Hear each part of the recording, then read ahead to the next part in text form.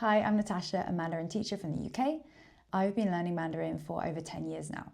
In this video, I want to go through how I would restart learning Mandarin from scratch if I had to.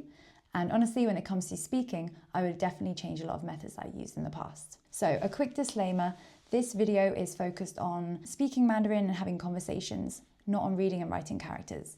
So from my experience, a lot of people join our community and have the same goal. They want to be able to talk and have conversations in Mandarin.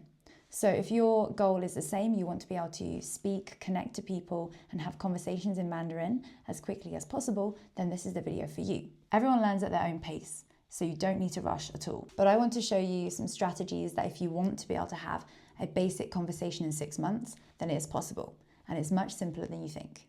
Most beginners make the same mistakes. Firstly, start by learning lists of vocab in Mandarin, but then struggle when applying these in sentences themselves. If I were to start again, I would focus on how to build sentences, so understanding the structure of sentences, and this often comes down to verbs as well as connectives.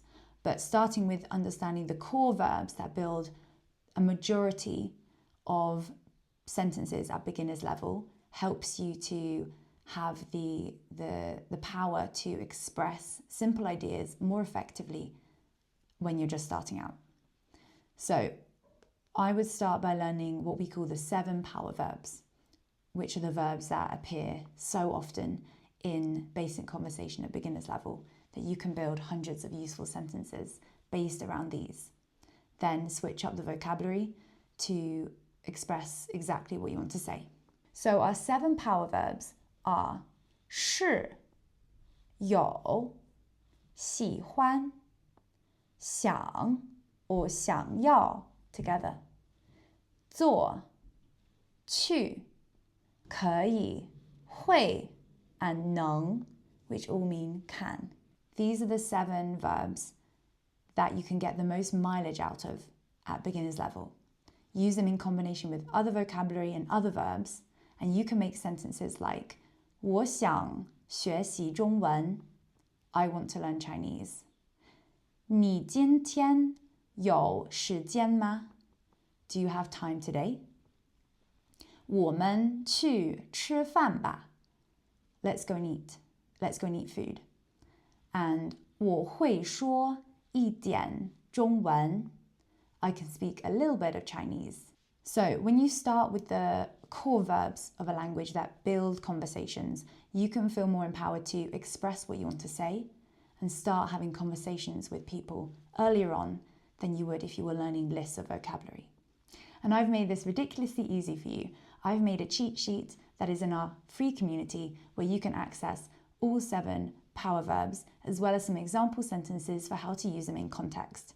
If I had to learn again, I would really emphasize shadowing as a beginner. It took me so long to learn what shadowing was and how it's useful, but it's really essential for beginners to improve listening skills and also pronunciation.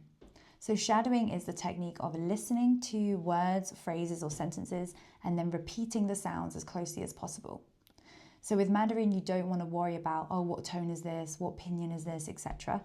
Just by purely listening and purely trying to repeat those sounds that you hear, you can improve your pronunciation because you're training your ear to hear the sounds. You're also training your mouth, the muscles in your mouth, to produce those sounds. Obviously, the more you learn, the more you understand about tones and pinyin, you can start to think about, oh, this must be 4th tone or 3rd tone or 2nd tone, and this is this pinyin, etc. But you don't need that to get started.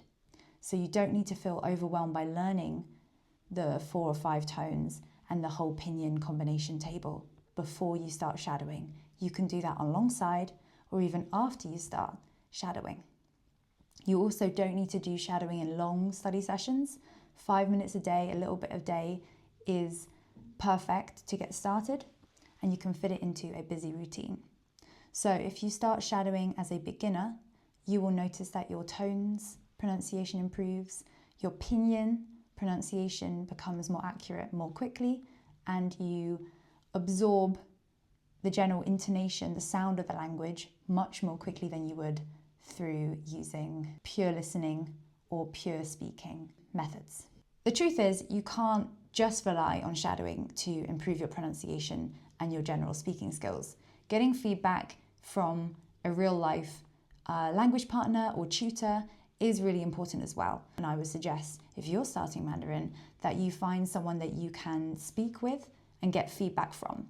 So this could be a native speaking language partner who's also learning your language, so you're exchanging, you're working together, you're practicing together.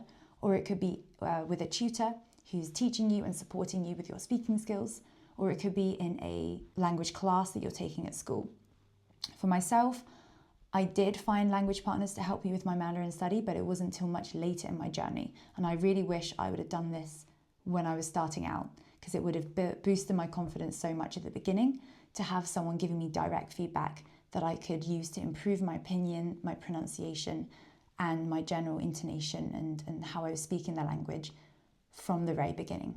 So that would be my suggestion. Don't be afraid to start speaking, especially with somebody from the start. It gives you the confidence, improves your accuracy, and also makes the process a lot more enjoyable. The last thing I would change to how I approach learning Mandarin the first time around is be more consistent with little and often. So not focusing on long chunks of study sessions, but having little moments of practice every single day so I can be consistent, but also revisit and be exposed to the language much more often. So this is backed up with science, because the more you review content, the easier it's going to stick in your long-term memory.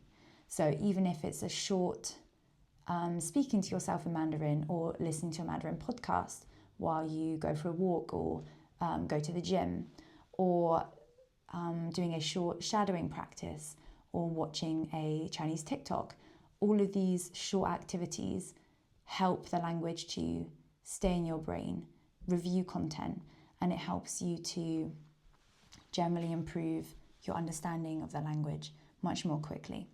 So you can create your own Mandarin learning environment, your own language environment, even if you don't live in the country or you don't live with people who are speaking the language to you all the time. This is exactly why I created the weekly checklist in our community. It's a checklist of longer and shorter activities that you can do to engage with Mandarin, to squeeze Mandarin study into a busy life schedule. And it's meant to be used repeatedly. So you're meant to come back to it each week, tick off similar activities or choose different ones from the options, keep you consistent, to keep you accountable in your Mandarin study, but help you towards achieving your broader goal of becoming conversational in Mandarin.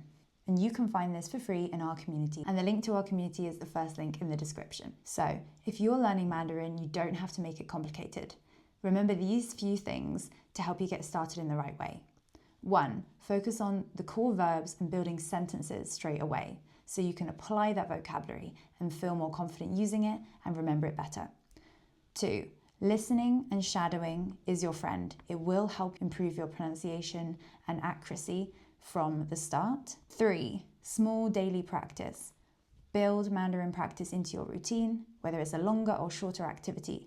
Everything is helpful, so do what you can with the time that you have when you have it. And lastly, start speaking with somebody and get feedback as soon as possible. Again, it will build your confidence, your accuracy, and help you enjoy learning Mandarin a lot more. So I hope this helps, and if you want any more advice, join our free school community. As I said, link is in the description below. 下次见, see you next time.